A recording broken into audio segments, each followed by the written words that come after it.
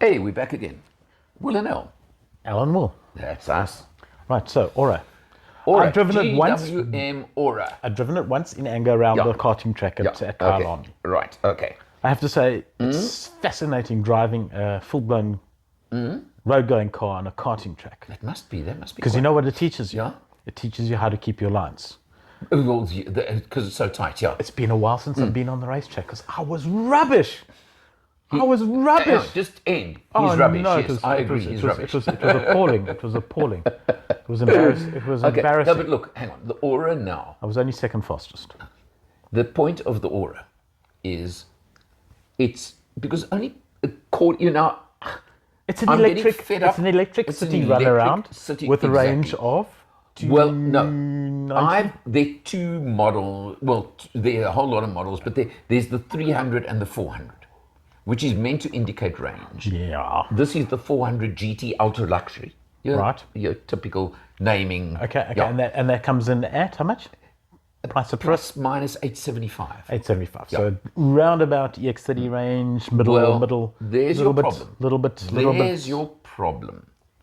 Okay. It starts at 700, 725 or 730, or the 300 runs up. Okay. So this is the top of the range. Yeah. Yes. It's got all the features, got all the functions, got all the whatever. It's fully loaded. I mean, it really is. Must be. But now the thing is that we're not going to go down the story of charging. Let's just ignore that for now, okay? Can we talk about its looks? Okay. I like, and I wish they'd brought it in under the name it sells in China. Why? Do they like ugly The cars in Funky China? Cat. No, the Funky Cat. The Funky Suits Cat. it. Yes. The Funky Cat. That's what it's called. You know, in the Chinese market, there are some interesting names. They come up with interesting names for the models. Do you know what?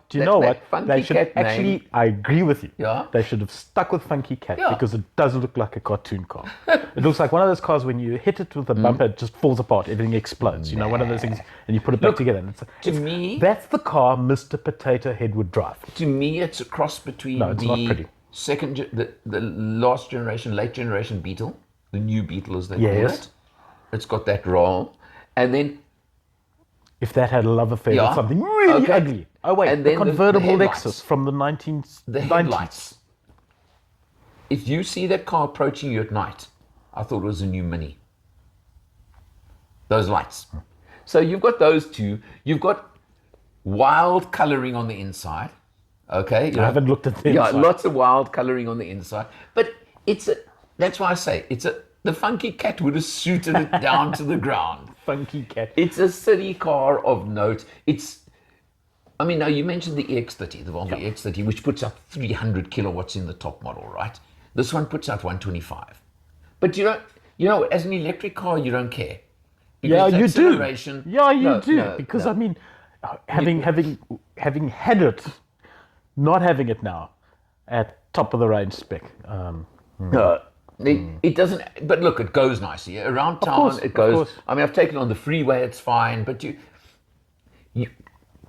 range anxiety will never go away, and I'm not taking it on road trips. All I'm saying about the performance is that we're at the early stage of buzzheaddom, right? So buzzheaddom, we want the performance. Yeah, We want the yeah. speed. We want the power because we're paying a premium for these cars. Well- so 125 kilowatts is a little disappointing. Yeah. I won't lie. Okay, but and that's it's a single motor driving front wheels. Yeah, correct.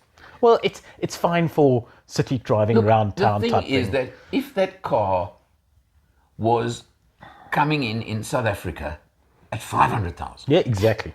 we would be grabbing them. Which is actually where it would be if we took away the stupid import duties. Okay, so it's got two things. We've said that a few We've times. said that too many times, and we're bored with that car. Yeah, we are right? bored now. Yeah. The other thing it's got, and now the question becomes how the Volvo have done it. But we'll keep saying it until it is goes away. The EX30 now is in the same price category.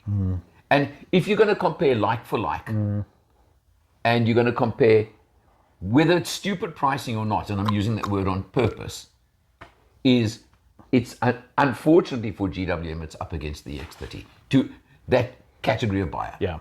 And because the EX30 starts at 775. Correct.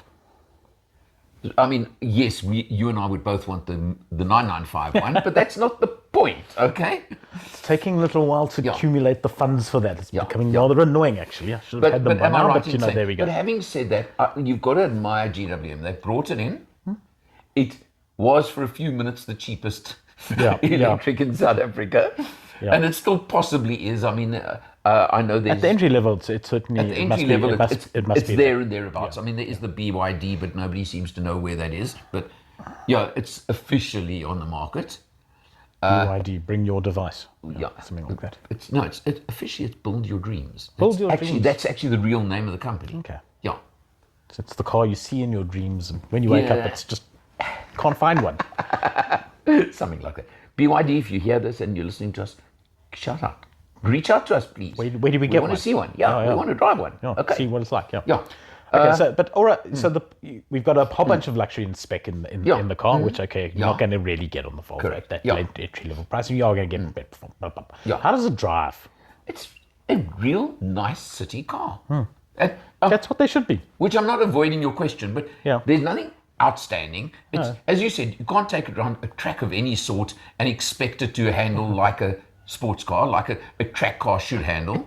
It's an electric. It punches out the corners very nicely. Correct. And very the predictably. Torque is what makes it happen and makes a big difference, because obviously that's what it's all about. Does it feel heavy to you? No, not at all. No, exactly. None of these electric cars do, even though they are. It really is the car that you want to jump in and go to the shops. Just go to the shops. Jump in, go fetch the kids from school.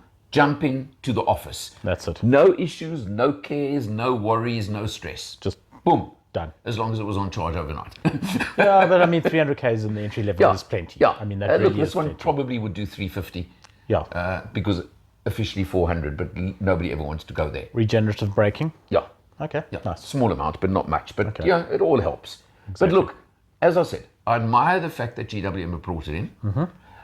If you look at GWM overall, their whole strategy now with tank and whatever, they are serious. Okay? No, they're not bugging around. And they're very serious anymore. in South Africa. They're not bugging around anymore. They're very serious in our market, and we've got to take that into account as well. And that's an important factor. Relatively speaking, their pricing is not bad. To be realistic, okay? As I said, if we were in... It's there or thereabouts, exactly. It definitely is. There was one massive complaint. There is a video on the channel. I don't know if you've seen it yet. My granddaughter hated the red seatbelts. She wanted them to be pink. I did see that. But she said it was a cool car. Yeah, there you go. And now that, out of the mouths of babes. That was a great opinion. Let's leave it there. But you know what? I think there's going to be more coming.